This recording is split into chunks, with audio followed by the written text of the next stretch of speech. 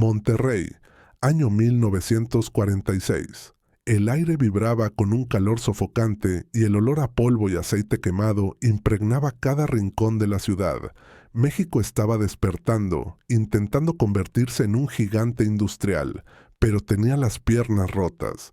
Las carreteras no eran las autopistas de asfalto que conocemos hoy, eran cicatrices de tierra y lodo que se tragaban vehículos enteros cuando llovía. El país necesitaba moverse, necesitaba transportar acero, comida y materiales, pero había un problema monumental que nadie sabía cómo resolver. Todo, absolutamente todo el transporte pesado, tenía que importarse desde Estados Unidos. No había camiones nacionales, no había orgullo propio en las carreteras, solo dependencia total del vecino del norte. Para entender la desesperación de aquellos días, hay que mirar el contexto. La Segunda Guerra Mundial acababa de terminar hace apenas un año. Estados Unidos había desviado todo su acero y toda su maquinaria para fabricar tanques y aviones de combate. Para los empresarios mexicanos, conseguir un camión nuevo era una misión imposible. Las listas de espera eran de años. Los precios eran un insulto. Las flotas de transporte en México se estaban cayendo a pedazos, oxidadas y viejas, incapaces de cruzar la sierra sin romperse. El país estaba al borde de un colapso logístico. Los dueños de las fábricas miraban al cielo esperando un milagro, pero el milagro no caería del cielo. El milagro nacería en un terreno baldío en San Nicolás de los Garza. En medio de este caos, en un pequeño terreno de 70.500 metros cuadrados, un hombre se paró frente a la nada y vio un imperio. No era un político, no era un heredero millonario, y ciertamente no era un ingeniero con títulos colgados en la pared. Era un hombre de origen humilde, con las manos manchadas de grasa y una mirada que atravesaba el acero. Su nombre era Gregorio Ramírez González. Y ese día, el 2 de agosto de 1946, decidió que México ya no pediría permiso para moverse.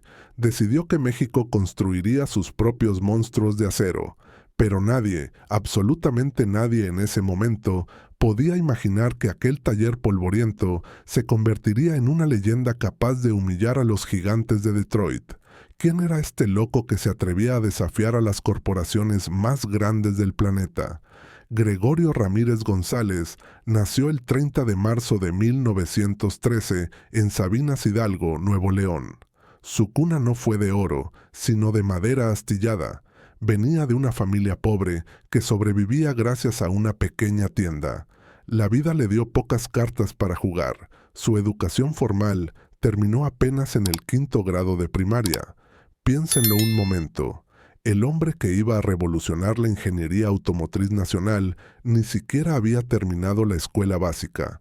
No sabía de cálculo diferencial, ni de termodinámica avanzada en un pizarrón, pero sabía algo mucho más importante. Sabía cómo funcionaban las cosas en el mundo real. Gregorio dejó a su familia y emigró a Monterrey con los bolsillos vacíos, pero la cabeza llena de ideas. Trabajó en el restaurante de su tío, sirviendo mesas, limpiando pisos, observando cómo se movía el dinero y cómo se comportaba la gente. Pero su destino no estaba entre platos y cubiertos. Su destino estaba entre motores y engranajes. En 1940 se casó con María Jáuregui y poco después consiguió trabajo en una distribuidora de automóviles. Fue allí donde vio la bestia a los ojos. Todos los días llegaban clientes desesperados, suplicando por camiones que no existían. Vio la frustración, vio el dinero que se perdía por falta de transporte. Mientras otros vendedores solo veían problemas, Gregorio vio una oportunidad dorada. Pero esto era solo el comienzo de su audacia. Lo que Gregorio planeaba no era simplemente vender camiones. Eso era para gente común. Él quería crearlos. Su estrategia inicial fue una lección maestra de inteligencia callejera. Sabía que no podía fabricar un motor desde cero. No tenía la tecnología ni los millones de dólares de la Ford o la Chevrolet. Así que hizo algo más inteligente. Empezó a comprar chatarra. Compraba remolques importados que estaban dañados, piezas sueltas que venían del norte, y en su modesto taller de la Avenida Universidad comenzó a operar como un cirujano mecánico. No solo reparaba los vehículos, los transformaba. Gregorio se dio cuenta de algo crucial. Los camiones gringos estaban hechos para las lisas y perfectas autopistas de Estados Unidos. Cuando esos vehículos tocaban el suelo brutal de México, con sus baches lunares y sus caminos de terracería, se deshacían. Las suspensiones se partían, los chasis se doblaban. Así que Ramírez no copió el diseño americano, lo mejoró. Reforzaba las soldaduras, añadía muelles más gruesos, rediseñaba la estructura para que aguantara el castigo de la geografía mexicana. Cada remolque que salía de su taller no era un vehículo restaurado, era un tanque de guerra disfrazado de camión. Los transportistas quedaron en shock. Aquellos remolques reparados duraban el doble que los nuevos importados. La voz se corrió como pólvora encendida. Si quieres algo que no se rompa, llévalo con Ramírez, decían los camioneros en las paradas de ruta. En apenas 6 años, para 1952, aquel taller improvisado ya no era un taller, era Trailers de Monterrey, la primera compañía automotriz verdaderamente mexicana. Pero Gregorio sabía que para ganar la guerra necesitaba dar un golpe sobre la mesa que nadie pudiera ignorar. Necesitaba demostrar que sus creaciones no solo eran buenas, sino indestructibles. Y aquí es donde la historia da un giro que pocos conocen. Un evento que pudo haberle costado la vida y el negocio en una sola noche. Corría el año 1953. Gregorio estaba a punto de lanzar sus propios diseños bajo la marca Ramírez, pero los grandes inversionistas y los bancos dudaban. ¿Cómo vamos a confiar en un mecánico de 5º grado para fabricar autobuses?, murmuraban en los cócteles de la alta sociedad. Necesitaban una prueba. Gregorio, harto de las palabras, les propuso un reto suicida. Había terminado el prototipo de un nuevo chasis reforzado, una bestia de metal diseñada para lo peor. Citó a los escépticos en las faldas de la Sierra Madre Oriental, pero no eligió un día soleado. Eligió la noche de una tormenta feroz que estaba azotando la región. El lugar elegido era conocido por los locales como el Paso del Diablo, un tramo de carretera en construcción, lleno de lodo resbaladizo, curvas ciegas al borde del precipicio y rocas afiladas que habían destrozado neumáticos de camiones militares. La lluvia caía como latigazos sobre el metal.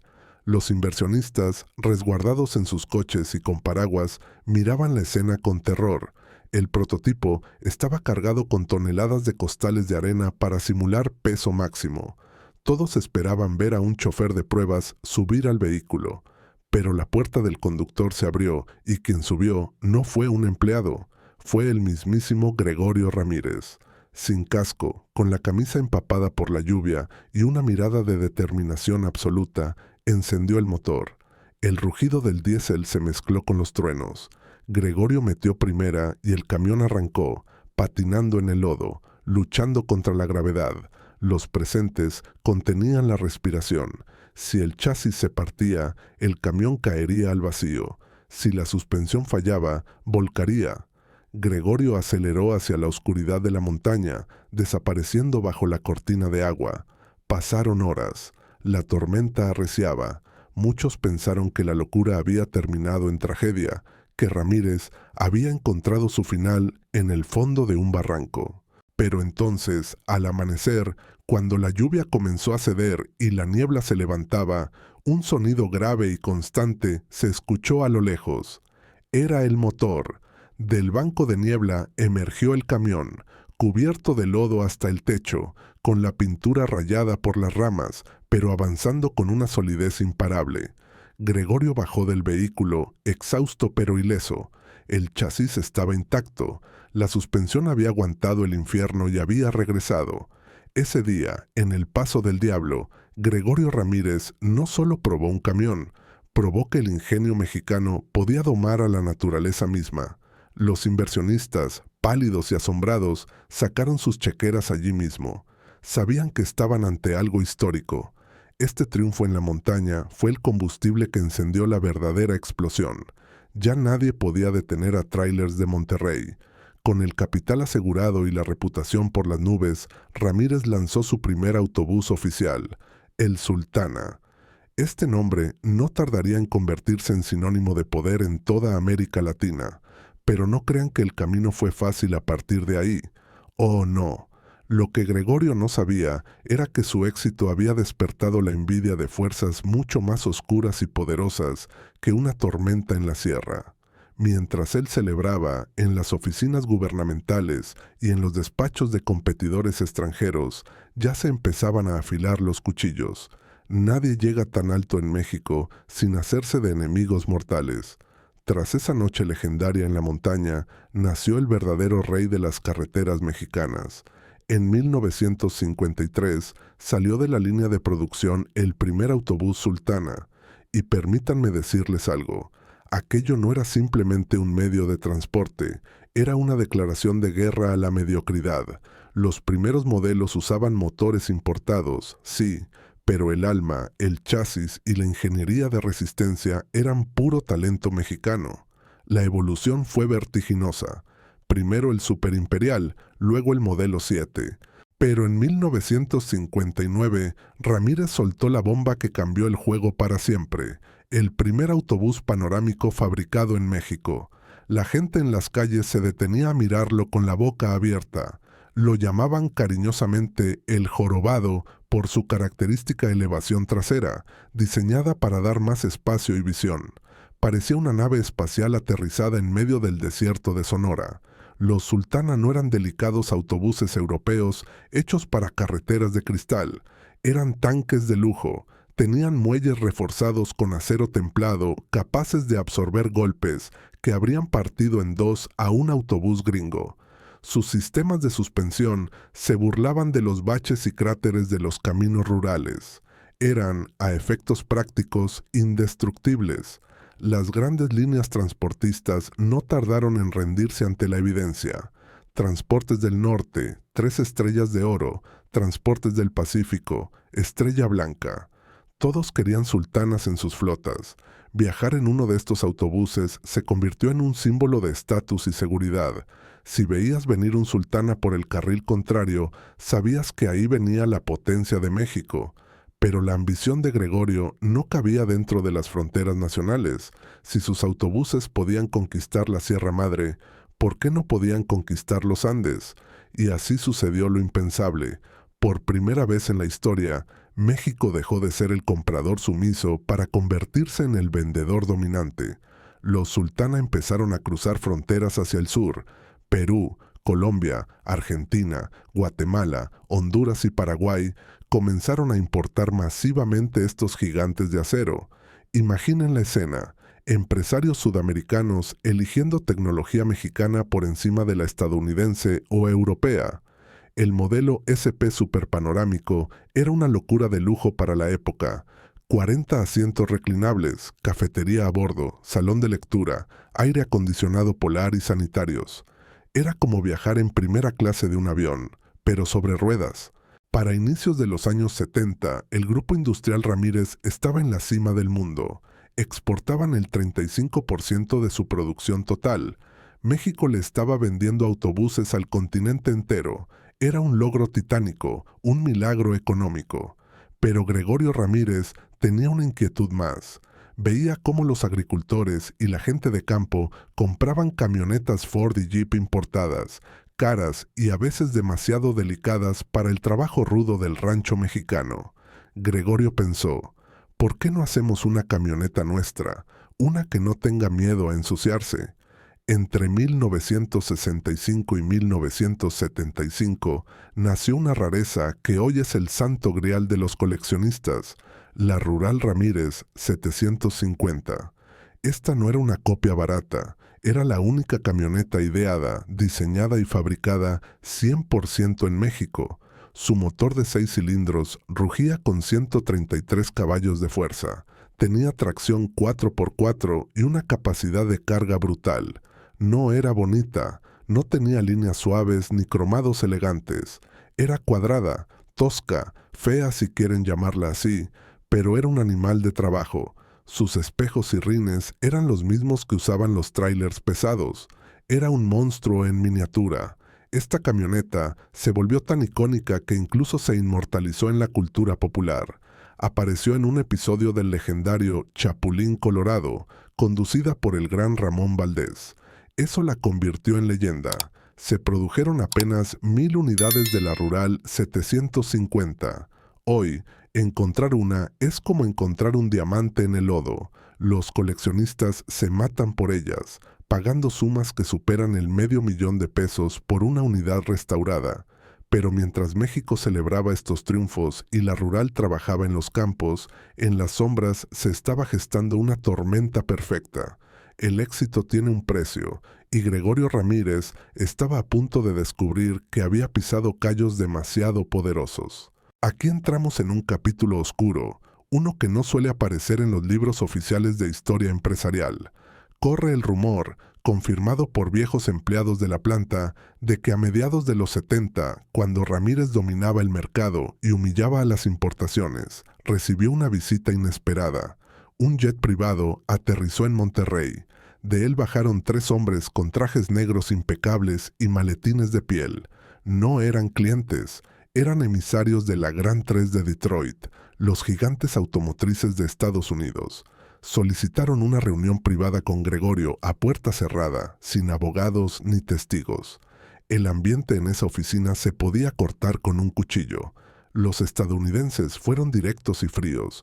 Pusieron un cheque sobre el escritorio de caoba de Ramírez. La cifra escrita tenía tantos ceros que mareaba. Era suficiente dinero para que Gregorio y 3 generaciones de sus descendientes vivieran como reyes sin trabajar un solo día. La oferta era simple y brutal. Véndenos la marca, véndenos las patentes del Sultana y de la Rural. Nosotros nos encargaremos de la producción. Pero la letra pequeña era venenosa. Su plan no era seguir fabricando los vehículos Ramírez, sino cerrar la competencia, desmantelar las fábricas mexicanas y convertir a Ramírez en una simple distribuidora de sus propios camiones gringos. Querían comprarlo para matarlo. Querían borrar la competencia del mapa.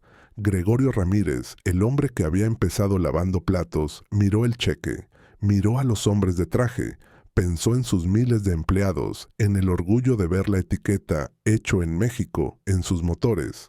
Con una calma aterradora, tomó el cheque, lo rompió lentamente en 4 pedazos y señaló la puerta.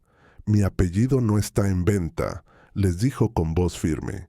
Y el futuro de México tampoco. Los estadounidenses se levantaron sin decir una palabra, recogieron sus maletines y salieron. Pero antes de cruzar el umbral, uno de ellos se detuvo y lo miró con una sonrisa gélida. «Señor Ramírez, usted es un hombre valiente, pero acaba de cometer el error más caro de su vida. Nadie nos dice que no y sobrevive para contarlo». Ese día, Gregorio Ramírez salvó su dignidad, pero firmó su sentencia de muerte comercial.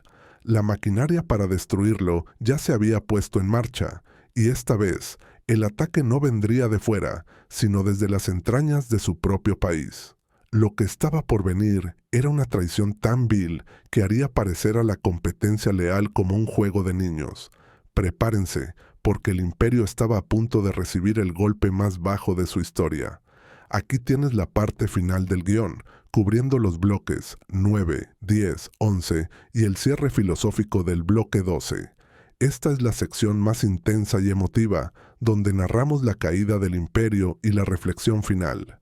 La amenaza de los hombres de traje negro no fue vacía. Apenas salieron de su oficina, el cielo comenzó a oscurecerse para el grupo industrial Ramírez. Pero el ataque no llegó con misiles ni con demandas legales internacionales. Llegó de la forma más dolorosa posible, a través de su propio gobierno. De repente, apareció en el escenario un nuevo jugador, un monstruo creado por el Estado llamado Diésel Nacional, o como todos la conocerían, DINA. DINA no era una empresa normal, no tenía que preocuparse por ganar dinero, ni por la calidad, ni por la eficiencia. Tenía detrás todo el presupuesto público de México y el respaldo incondicional del gobierno federal. Era una pelea injusta de David contra Goliat, pero esta vez a David le habían atado las manos a la espalda. Mientras Gregorio Ramírez tenía que sudar cada peso para pagar nóminas e invertir en tecnología, a Dina la bañaban en subsidios millonarios. Empezó el juego sucio. Las licitaciones gubernamentales para transporte público misteriosamente siempre las ganaba Dina, aunque sus autobuses fueran inferiores a los legendarios Sultana. Créditos que antes se aprobaban en días para Ramírez, ahora se congelaban durante meses en escritorios burocráticos. Inspectores fiscales aparecían en las plantas de San Nicolás buscando hasta el más mínimo error para poner multas. Era un asedio silencioso, una asfixia administrativa diseñada para quebrar la voluntad del empresario rebelde que se atrevió a decir no a los extranjeros. Pero Gregorio era un guerrero y resistió durante años. Su calidad lo mantenía a flote. Los transportistas privados seguían prefiriendo sus camiones porque sabían que un Dina te dejaba tirado a mitad de la sierra, mientras que un Ramírez te llevaba a casa. Sin embargo, el golpe final, el tiro de gracia, llegó en una fecha que ningún empresario mexicano olvidará jamás. Septiembre de 1982. Fue el septiembre negro de la economía mexicana. El presidente José López Portillo, en un acto de desesperación ante una crisis brutal, nacionalizó la banca. De la noche a la mañana, el gobierno se apropió de los bancos privados. Y adivinen, ¿qué banco era propiedad de Gregorio Ramírez? Sí, el Banco Monterrey. Se lo quitaron, le arrebataron su brazo financiero, su liquidez, el dinero que necesitaba para operar sus fábricas. Fue un robo a plena luz del día, legalizado por un decreto presidencial. Y como si eso no fuera suficiente, al mismo tiempo se abrieron las compuertas del infierno. México, presionado por la deuda externa y los tratados internacionales, abrió sus fronteras a la importación masiva de vehículos. Aquellos hombres de traje negro de Detroit cumplieron su promesa.